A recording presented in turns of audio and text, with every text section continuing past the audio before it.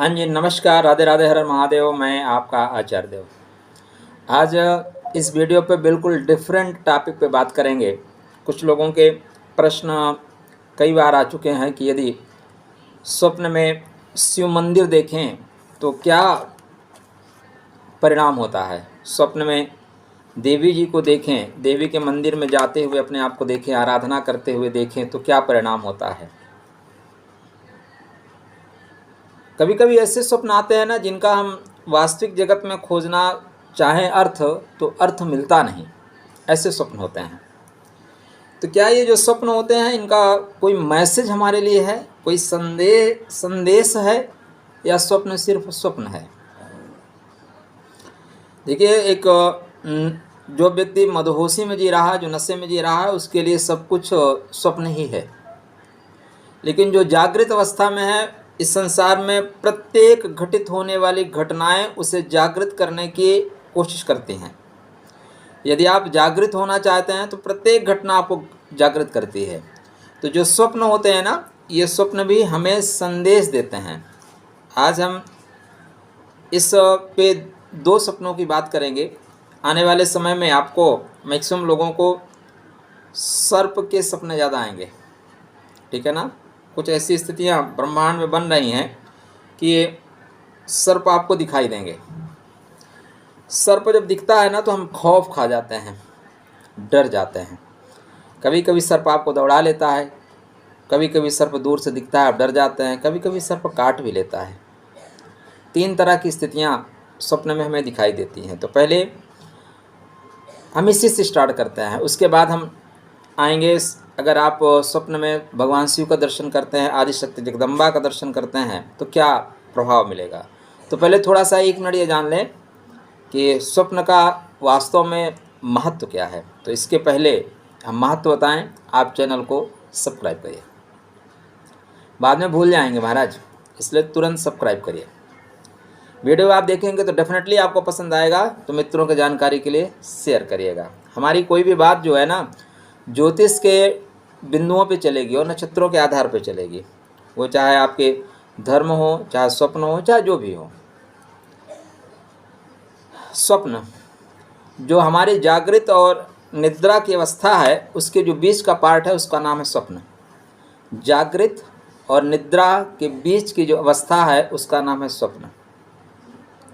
स्वप्नावस्था में हमारा जो मन है, जिसको छठी इंद्रिय बोलते हैं, वो एक्टिव रहती है, वो अपना काम करती है। क्योंकि बाह्य जगत से आपका कनेक्शन टूट जाता है तो अंतः जगत जो है जागृत होता है, अंतः जगत की रश्मियाँ काम करती हैं। और केतु इस तरह की चीज़ों को कंट्रोल करता है। हमारा जो 5% दिमाग, हम ज़्यादातर लोग 3 से 5% दिमाग यूज़ करते हैं, वही तो राहु है। जो शेष 95% सोया हुआ मस्तिष्क है ना, वो केतु है, वो केतु है। और केतु जब जागृत हो जाता है तब आपको इंट्यूशन पावर बहुत अच्छे आते हैं। आपके कुंडली में राहु केतु की उपस्थिति लगन में, द्वितीय में, द्वादश भाव में, अष्टम भाव में ऐसी स्थितियां बन जाएं तो आपके अंदर इंट्यूशन पावर बहुत तगड़ा होता है। बहुत सी चीज़ें आपको आभास हो जाता है। स्वप्न भी उसी आभासी स्थिति को दर्शाता है, आभास करा देता है, आप ऐसा कह सकते हैं। तो यदि आपको जब भी स्वप्न में सर्प का दर्शन हो, सर्प आपको दिखाई देना शुरू करें तो थोड़ा सा जागृत हो जाइए। देखिए, सर्प को अगर आप बहुत नॉर्मल ढंग से लेते हैं, भौतिक जगत में रहते हैं, बहुत नॉर्मल ढंग से लेते हैं कि सर्प मतलब जहर, तब फिर यह वीडियो आपके लिए नहीं है। किंतु यदि आप थोड़े भी आध्यात्मिक हैं तो यह वीडियो सिर्फ और सिर्फ आपके लिए है, ठीक है ना। तो थोड़ा सा 5 मिनट समय निकाल के देखिएगा। देखिए, हमारे ये जो सर्प है ना, ये है क्या। सर्प हमारे नाड़ियों का स्पंदन है, नाड़ियों का गुंछन है। आपके जो मूल में शक्ति निहित है वो सर्प जैसी है, जिसको हम बोलते हैं कुंडलिनी शक्ति। तो कुंडलिनी शक्ति क्या है, सर्पाकार है। अब वो जब सर्प का आकार विस्तृत होना शुरू होता है, तो चूँकि हमारी एनर्जी का मूल क्या है, मूल तो वही है, नाभि कुंड है। और जब हम स्वप्न निद्रावस्था और थोड़े से जागृत अवस्था के बीच में होते हैं तो हमारी एनर्जी तो काम कर रही है, कहाँ वाली? मूल एनर्जी काम कर रही है, वो नाभि के आसपास सक्रिय हो रही है और उसका स्पंदन कैसा है, या उसका आकार जो है सर्पाकार है। तो वो जो है, जो उसका स्पंदन है, उसका जो घूमना है, उसकी क्रिया हमारे मस्तिष्क तक पहुंचती है, उसका स्पंदन हमारे मस्तिष्क तक पहुंचता है।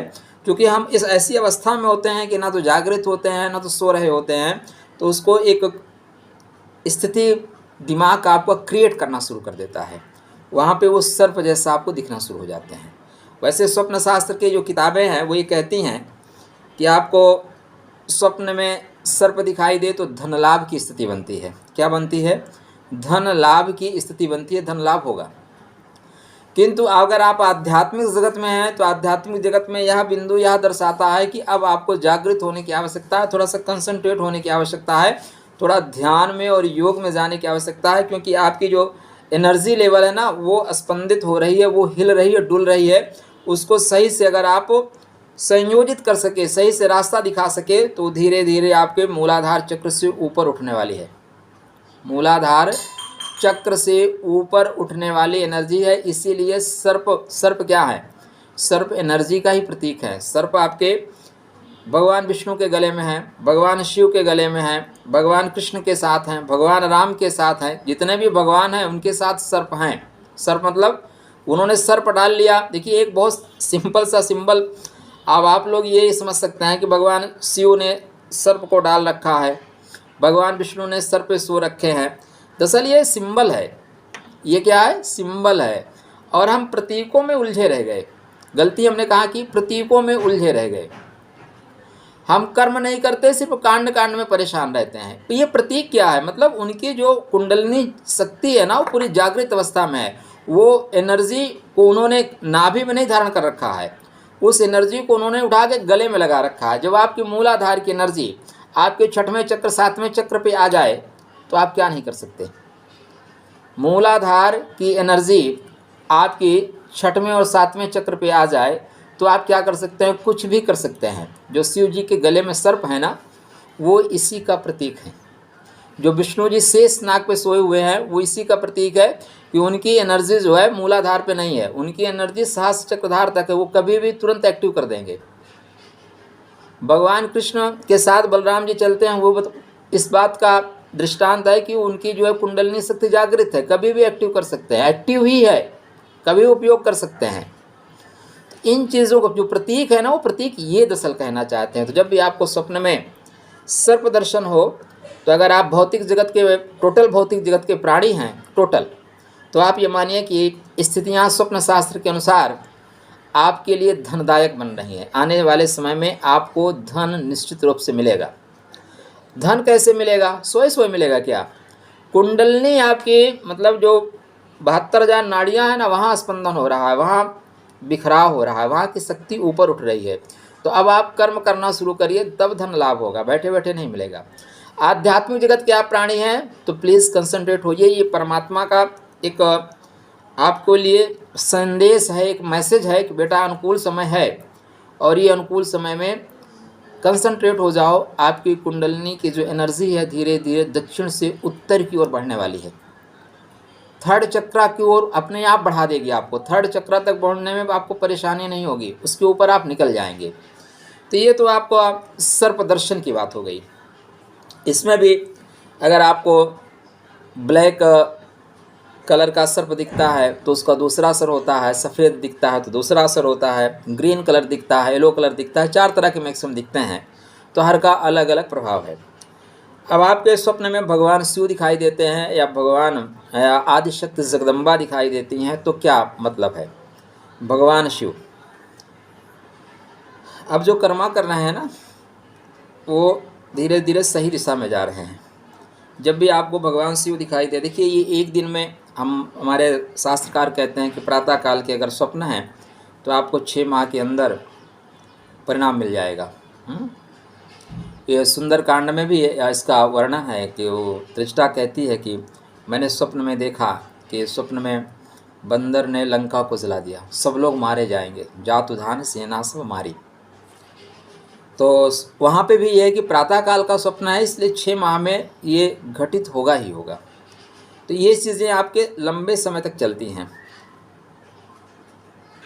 जब भी आपको शिव दिखे, आदि शक्ति दिखें और ये शक्ति, ये प्लेस आपको जंगल में दिखे या एकांत में दिखे, तो लंबी यात्रा के लिए आप बने हैं। तत्क्षण नहीं मिलेगा, तत्क्षण नहीं मिलेगा। दूर तक की यात्रा करेंगे, लेकिन आप धर्म के लिए काम करेंगे, आप शास्त्र के लिए काम करेंगे, आप ज्ञान के लिए काम करेंगे, लेकिन यात्रा आपकी दूर तक चलेगी। तो अब आपको चाहिए कि आप कंसंट्रेट होकर धीरे धीरे आगे बढ़ना शुरू करिए। जो आदि शक्ति है ना, वो इशारा कर रही है कि बेटा तुम सही मार्ग पे चल रहे हो और तुम सही काम करते चलो, हम तुम्हारे साथ हैं। अभी स्वप्न में दर्शन दे रहे हैं, और आप स्वप्न में दर्शन देने का तात्पर्य है कि जो आप बाह्य जगत से रिश्ता तोड़ रहे हैं, तो आंतरिक जगत में वो शक्ति आपके साथ खड़ी है। जिस दिन आप अपने आप को देखना शुरू करोगे, अंतः जगत से आपने संबंध बना लोगे, वो शक्ति आपके साथ साथ ही चल रही है, बस आपको दृष्टिगोचर नहीं हो रही है। तो ये इशारा है कि एनर्जी लेवल आपकी हाई हो रही है, आपके शुभ कर्मों का परिणाम मिल रहा है। 9th हाउस आपका जागृत हो चुका है। क्या हो चुका है?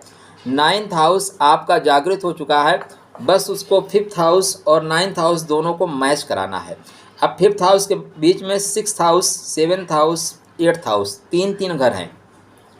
6वें घर का संघर्ष है, 7वें घर की चिक है, 7वें घर का मार्केश है, और 8म भाव के गूढ़ तत्व हैं। अगर इन तीनों चीज़ों को अगर आपने कनेक्ट कर लिया, तो एनर्जी आपके सामने प्रस्फुटित हो जाएगी। जो शक्ति स्वप्न में दर्शन दे रही है, वो शक्ति स्वतः सामने प्रकट हो जाएगी। तो आशा करता हूँ जानकारी बिल्कुल नई होगी। अगर कुंडली के हिसाब से बताएं ना, तो ये कैसे जागृत होगी या कैसे एक्टिवेट होगी, चलिए नेक्स्ट वीडियो में बताते हैं। नहीं, वीडियो हो जाएगा लंबा। तो आपके लिए राधे राधे। अगर चैनल को अभी तक सब्सक्राइब नहीं है, कृपया सब्सक्राइब कर लीजिए। आने वाले 3-4 वर्षों में ज्योतिष मंजरी नक्षत्रवाणी पे ज्योतिष से, वास्तु से, हस्तरेखा से, इस तरह से रिलेटेड कोई वीडियो नहीं होगा जो आपको नहीं मिलेगा। तो आपके लिए एक ऐसा स्थान होगा, लाइब्रेरी जैसा होगा। जो कुछ आपको चाहिए इस तरह की चीज़ें यहाँ पे मिल जाएगी। तो कृपया चैनल को राधे राधे।